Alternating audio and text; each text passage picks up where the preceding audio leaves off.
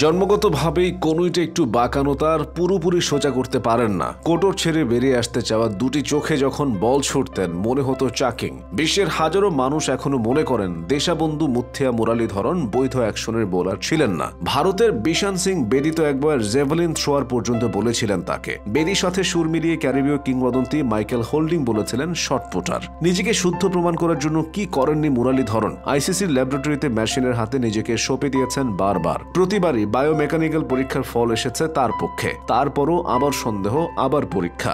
ল্যাবের এক লাইনের বক্তব্য মুরালি ইজ ওকে। শেষ তক মাইকেল হোল্ডিং নিজের ভুল স্বীকার করেন। স্পিন ভেলকিতে বিশ্বকে মাত করে যাওয়া মুথিয়া মুরালীধরন আসলে এক স্পিন বুক। বল হাতে 22 গজে দেখাতেন নাগিন নাচ। অফ স্ট্যাম্পের 3 ফুট দূরত্বে পড়া বল ব্যাটার নির্ভাবনায় ছেড়ে দিয়ে দেখতেন লেগ স্ট্যাম্প নেই। হ্যামিলিয়নের বাসিওয়ালার মতো পিচে বলকে ইচ্ছা মতো ঘোরাতেন। বৈচিত্র্যময় অস্ত্র ভাণ্ডারের কারণে মুরালিকে খেলা ছিল দুরূহ। দুরন্ত ঘূর্ণি পাখির পাশাপাশি টপ স্পিন ও দুসরার সংমিশ্রণে তিনি হয়ে ওঠেন আগাগোড়া এক রহস্যের নাম। সাদা চোখে পুরোপুরি লেগ স্পিনার বনে যাওয়া এই লঙ্কান বিউটি ছিলেন বিশ্বের একমাত্র লেগ স্পিনিং অফ স্পিনার। তার অবিশ্বাস্য বাঁকের ভেলকিতে 1000-এর বেশিবার উইকেট খুইয়েছেন ব্যাটাররা। এই তালিকায় দ্বিতীয় সর্বোচ্চ উইকেট শিকারী শেন ওয়ার্ন থেকে মুরালির দূরত্ব 346 উইকেটের। ওয়ার্নের ক্যারিয়ারে উইকেট সংখ্যা 1001টি, মুরালির সেখানে 1347টি। মুরালির জন্ম 1972 সালের 17 এপ্রিল ক্যান্ডির এক তামিল পরিবারে। বড় বিস্কুটের কারখানা ছিল তাদের, আছে এখনো। 9 বছর বয়সে ক্রিকেট হয়ে ওঠে তার জীবনের অংশ। ছিলেন মিডিয়াম পেসার। 14 বছর বয়সে কোচ সুনীল ফার্নান্দোর পরামর্শে শুরু করেন অফ স্পিন। 19 বছর বয়সে 1991 সালে যোগ দেন তামিল ইউনিয়ন ক্লাবে। কিছুদিনের মধ্যেই নজরে আসেন জাতীয় দলের নির্বাচকদের। এই দলে মুরলীর অন্তর্ভুক্তি সে বছরই। 5 ম্যাচ খেলে উইকেট শূন্য থাকার পরও আস্থা হারাননি ক্রিকেট বোর্ড। 1992 সালের আগস্টে অস্ট্রেলিয়ার বিপক্ষে কলম্বোতে টেস্ট অভিষেক। 2 ইনিংস মিলিয়ে উইকেট পান 3টি।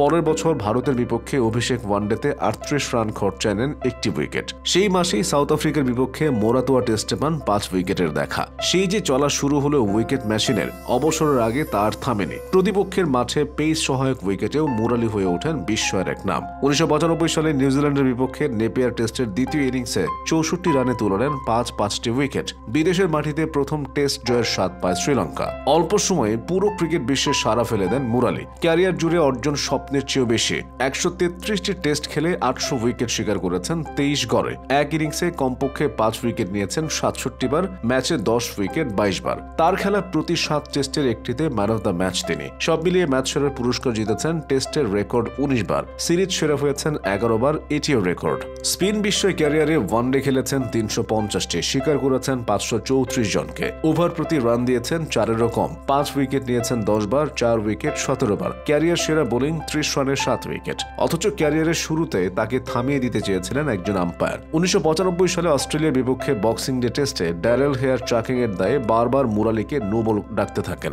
দমে না গিয়ে নিজেকে সঠিক প্রমাণ করতে মুরালি অংশ নেন অস্ট্রেলিয়ায় বায়োমেকানিক্যাল পরীক্ষায়। বৈধ ঘোষণা করা হয় তার বোলিং অ্যাকশন। এরপর আরও বিধ্বংসী হয়ে ওঠেন। 96 সালে শ্রীলঙ্কার বিশ্বকাপ জয়ী দলের সদস্য ছিলেন তিনি। ধীরে ধীরে দেশটি ক্রিকেট পরাশক্তি হয়ে ওঠে। সেই দলের প্রধান অস্ত্র হন এই রেস্ট স্পিনার। 1997 সালে প্রথম লঙ্কান বোলার হিসেবে টেস্টে 100 উইকেট নেওয়ার কীর্তি করেন। এরপর ধীরে ধীরে সেটি দ্রুততম 200, 300, 400, 500, 600 উইকেট পেরিয়ে গিয়ে থাকে 800-তে। পরিসংখ্যানে মুরালির টেস্ট ক্যারিয়ারের সেরা বছর ছিল 2006। সে বছর 11 ম্যাচে নেন 90 উইকেট। 2007 সালের ওয়ানডে বিশ্বকাপে 10 ম্যাচে 23 উইকেট তুলে দেশকে ফাইনালে নেন তিনি। সেই বছরই তিনি দ্বিতীয় বোলার হিসেবে টেস্টে পান 700 উইকেট। 2009 সালের ফেব্রুয়ারিতে ভারতের বিপক্ষে ওয়ানডেতে ওয়াসিম আকরামের 502 ওয়ানডে উইকেটের রেকর্ড টপকে যান। পরের বছরের জুলাইয়ে ভারতের বিপক্ষে 3 ম্যাচ টেস্ট সিরিজের প্রথম টেস্ট খেলেই ইতি টানার ঘোষণা দেন এই মহানায়ক। 2011 বিশ্বকাপের ফাইনালে ভারতের কাছে শ্রীলঙ্কার 6 উইকেটের হারের পর আন্তর্জাতিক ক্রিকেটকে বিদায় জানান ইতিহাসের সফলতম এই বোলার।